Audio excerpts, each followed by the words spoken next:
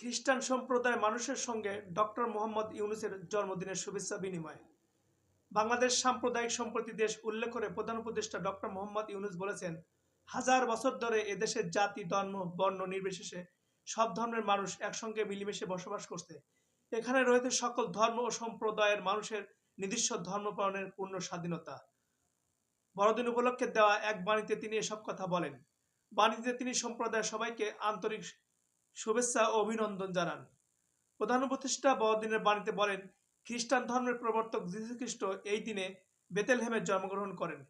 পৃথিবীতে ন্যায় ও শান্তি প্রতিষ্ঠা করার মাধ্যমে শোষণমুক্ত সমাজ ব্যবস্থা প্রবর্তনে ছিল যীশু খ্রিস্টের অন্যতম ব্রত। মহামতি যীশু বিপন্ন ও অনাহার ক্লিষ্ট মানুষের জন্য নিজেকে উৎসর্গ করেন। তার জীবনাচরণ ও দৃঢ় চারিত্রিক গুণাবলীর জন্য তিনি মানব ইতিহাসে অমর হয়ে আছেন। প্রধান উপদেষ্টা বড়দিনের দেশের খ্রিস্টান ও অন্যান্য সম্প্রদায়ের মধ্যকার বিরাজমান সৌহার্দ্য ও সম্প্রীতিকে আরও দৃঢ় করবে বলে আশা প্রকাশ করেন।